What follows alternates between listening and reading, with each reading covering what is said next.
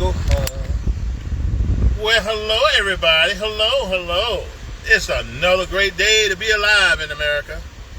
I'm Antonio, your Arnold, your host. How's everybody doing? Love you. To all my brothers on 3rd District, Rue. Anyway, guys, I'm here for another talking point. I just happened to be out with my wife, and I'm just looking at all the cars that's utilizing petrol. And you know, if you know what I know, change is occurring, guys. I see more Tesla, more BMWs with electric, but I still see a lot of old cars out on the road, a lot of cars still utilizing petrol, meaning gas. And I'm a petrol supporter, okay? I love utilizing the convenience of filling my gas tank up. There you go, honey. Filling my gas tank up with gas in less than 5 minutes. Honey, the air conditioning, please. Oh. I got the keys. Oh. Just press the magic button. It automatically shut off when you step off because it's an energy saver. See, this car comes with an energy saving program, so it'll help you save gas. But anyway, let me turn this down. I just have one talking point, guys. I see all these cars, and I know by 2035, all this is going to come to the end. All this is going to come to the end, guys. So I just want to know how you feel about it. Can you afford a $100,000 car or $150,000 car by 2035? Because that's what the market is right now. Some are about $80,000, $90,000. I know the one in BMW almost $100,000, nicely equipped. But what are you gonna do about it? How can you afford it? I mean, you got to turn your car in. You can't drive it. In California, it's shutting down mom and pop gas stations right now. And the government said, hey, if you got a classic car like me, I got a beautiful 1989, totally restored, almost need painting, Lincoln Town car. Okay? Not soon as I'm ready to put that thing on the road and drive interstate with it, the government saying I can't drive it in 2035. After 2035, I can't drive it. And I read a comment that said, what are we going to do about the classic cars like the 64 Chevy Impala, that's very popular, or the Cadillac 6, 1949, okay, 6. What are you going to do about those cars? Well, the response was, keep them in the museum. So America, if you're making minimum wage, can you afford a $100,000, $150,000 car by then? That's the question I want you to think about. Those who say yes to this green energy, you're gonna have some blackouts. I'm gonna tell you that right now. You're gonna have blackouts. In my opinion, you're gonna have blackouts. New York, you think you got blackouts now? You're gonna have major blackouts. People won't be able to make it work. I'm gonna tell you that right now because they cannot afford those cars. Unless everybody's getting paid $58 an hour each, plus based on your skill at a minimum. And still keep the cost of living minimum. I don't see how they're gonna do it. It might cost $200,000 by that time. That's 13 years. You have 13 years to get an electric car. And by that time, that car is old, ready to be traded in, and the 8-year-old warranty is worn out, and it costs $20,000 to replace the car battery. Now, I want y'all to think about this too. I took mechanic in high school. I took my auto mechanic. I took Voltec, electrical, electricians courses in high school. I took plumbing. I took architect. I took even construction, carpentry. And then I went to college and took electronics. Then I went in the Air Force and took plumbing, utilities, and civil engineering. So and looking at all that, guys, how in the world can you get your best friend to fix a car that's totally electric? He's out. Let's see, totally certified by BMW or certified with what's the name of the other country? Tesla. Or Volkswagen, or certified with other car dealership, he won't be able to work on your car because he will not have, or she will not have the resources to work on those cars. All these other car dealers, repair shops that's outside of dealership, and they're not certified, don't have the equipment, they're going to be put out of business. Because everything, and I'm going to tell you something, people talking about saving the earth. Well, the material that, let me give you a little electronic background. You know, the battery that we're using, called lithium, comes from China and Africa. So we're making China superpower rich. So that much, by contributing, you're contributing to our enemies. That lithium is highly toxic, okay? It destroys, just the mining. You're talking about Bitcoin mining is bad? Okay, let's talk about lithium mining. It causes definite pollution in the groundwater. It's highly toxic, guys. Do some research on lithium. Lithium. That lithium is no good. So after the battery runs its course, or whatever cells died, or majority of those cells died. One cell can shut your own car down. That got to be processed. That battery has to be processed and disposed properly. Now think about nuclear waste, right? Let's think about lithium waste, landfill. Are we contributing to the environment for the sake of saving the earth, or are we contributing another form of destruction to the earth? Only God can save the earth. Only God can do that. But we're setting ourselves up for failure, guys. In my opinion, you know, I don't believe that's a great thing. I think a lot of us, 80 million of us, made a major shortfall in our decision process this past election. I think we really screwed up. In California, y'all try to get rid of your governor, and you voting right back in. You know, trying to, and guess what? Y'all paying right now. You know, show me how great this thing electric car is. If you got an electric car, you only gonna drive local, because that's as far as your charging station. 45 minutes to charge, take me 5 minutes to fill my gas tank, and I'm gone. You got, let's say you got power outages in your home, and you don't have a backup battery system, you don't have solar, you don't have a generator, you're screwed. And you gotta be at work in 10 minutes. When you pull up, there's a line of cars waiting to get charged, and it's 45 minutes apiece. And think about this too while you're at it, safety.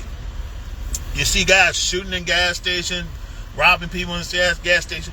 Guess what's going to happen to you while you're waiting? Somebody's going to be interested in robbing you while you wait to get your car charged. I'm just saying, it's a matter of safety. Where's your level of safety for those charging stations? Are there going to be a security officer nearby or a police officer nearby to ensure that you're not robbed or your car's not stolen? I don't see it. There's not enough charging station for anything. People get mad and they're going to start, but things going to happen. I believe this is a bad idea by mandating by executive order by 2035, and I hope somebody else come in and write another executive order, and that would debunk this whole thing. And because if you go to a state that says gas-powered cars are not welcome, or trucks, you can't do business with that state because you can't drive in that state. How are you going to do California? How can you get stuff from Mexico, shipping-wise, and ship-wise? Because ship burn oil too. How in the world can you do trading without gas? You can put government vehicles on electric all day long. They don't have no place to go. But when you're talking about shipping and distribution, that's a whole different concept, man. And I know Elon Musk has created a tractor trailer, which is gas, which is electric, total. What it's going to do, how long is it going to take to charge that thing? You're talking about days. I'm just thinking, as electrical engineering, E over I times R, power, what's power? Power is a formula, guys. Anybody some physics majors out there? But there's a timing, there's a sequence how that battery, the cell is charged. And if it's not getting enough power, amps, or the electricity to charge it in a timely manner, then it's just a waste of time. it defeats the purpose. You couldn't pay me to buy an electric car unless I have to. And those people who have petrol cars, what are you going to give people a deal, a tax incentive that saying you don't pay taxes for 5 years when you get an electric car? Are you going to provide, I'm talking to the government now, are you going to provide people that say, hey, I want to trade my car trade for an electric car with a brand new rebuilt battery system so that I don't have to worry about this used car breaking down on me and coming out with $25,000 to $30,000 for a new battery? Because they have to put that thing up and drop those whole cells, and those cells are heavy. All of it is connected to electrical motors. You got 4 electrical motors on your vehicle, so they have to drop that. I can imagine how much it was going to cost to get your tires changed. It's going to be more. I can imagine how much it changed your brakes, because it's going to be real, guys. It's going to be one big, I mean, in a massive scale, it's going to be, it may not show, it may be like not much right now, because not much market is buying, it's only maybe 1% is purchasing electric cars. But wait till the 50% really reach 30 or 50%. In my opinion, it's going to be terrible, because people are going to be waiting in line for an appointment to get their car worked on. That's for real. That's for real. I'm not saying that electric cars won't be able to handle cold weather, desert, or water, but I've seen videos of Porsche driving, they're putting it to the test. BMW put their cars to the test, but I'm talking at the long term. When those materials start dry rotting, the insulations, but when the metals start weakening, degenerating, then what? And the water and the environment start kicking in, they're going to expect you to trade your car ever so often. Okay? So I'd rather still work, like I said, I'd rather have, it's easier to work on an engine than it is to work on an electrical car, electric motor. You pretty much have to be an electrician with a degree to work on the electric car. That's what I see coming. And you think you're going to fly from New York to Paris with an electric motor propelled aircraft without using combustible engines for jets? Keep dreaming. It's going to be a pipe dream. I'd like to see some tanks that burn diesel and jet fuel and gas, like the Abrams tanks. I wonder how that work out for long term in combat environment for 5 years with electric. It'd be a mess. You have a good day, sir. You know, I see a mess coming, guys. And sometimes, be careful what you ask for, because you will get it. Your taxes are going to go up on cars too by that time. You know, like I said, if you're making minimum pay, you only got a high school diploma, if not, and the car that you buy is $600, $700, just be prepared for a $300,000 to $100,000 car. Just get yourself ready for that, because it's coming. It's coming. You know, too late for have regrets, unless somebody else takes over and say, you know, I null and void the executive order. But I don't see that happening. I think by 2024, we're going to have a continuation of COVID, a continuation. It's going to be another one coming. It's coming. A continuation of electrical cars with mandate. My house is out of compliance right now because of the size of my windows already. And I got energy efficient windows already, new ones installed, and that's not enough. And I never got a break on it either, as promised. So we'll see. And I wonder if I have to get rid of my gas stove. It's coming, guys. I don't like what's coming. Germany, I don't know how y'all make it. Y'all have no gas, no oil. You have no nuclear energy, so I don't know how y'all power y'all plants. And y'all so dependent on shipment of gas or imports, but you really have no real source there for the long term. But look at your location. Those windmills will freeze. A big snowstorm will block your sunlight for your solar, and that's still enough amps and the voltage to generate for thousands of homes. I doubt that. In the wintertime, you got to turn that heat up. It's not really. Sometimes basic stuff work just as it should be just left alone. You know, I would put microfilters to help with the carbon, to absorb the carbon, and that could be recycled into something else. You know, that's my thinking. But I think overall in Western Europe, y'all setting yourself for misery. And Russia's still going to benefit even after this war. They lose this war in Ukraine. I'm all for Slava Ukraine. I support Ukraine. Let them get all the tools they need. Just transfer all these old tanks that have been sitting there for years, doing nothing they already paid for. Ship it over there. Ship all that stuff over there. Let them do the fighting. Like Britain, like British Prime Minister Winston Churchill always say, give us the tools and we'll finish the job. And that's to Ukraine too. So we'll see what happens with that. But in the meantime, guys, think before you vote from now on. That's my own thing. And if anybody give you any personal recommendation, and I'm not a prophet or anything, but I'm going to tell you what I think. Y'all be careful who you vote for. You make sure you look at those policies what those people believe, okay, before you vote for them, okay? Make sure you do your due diligence before you cast that ballot, because you may be voting for Satan and don't even realize it. Because if you're a Christian and don't believe in abortion and you vote for somebody that's an abortionist, you're responsible for that vote. Okay, I'm gonna tell you that right now. All right, Pastor, y'all need to start educating your people a bit more about the consequences of what they do. I'm not gonna do it right now. I'm not gonna do it. But anyway, guys, I just want to holler at everybody. Wish everybody a wonderful Mother's Day. Give you some insight about these electric cars.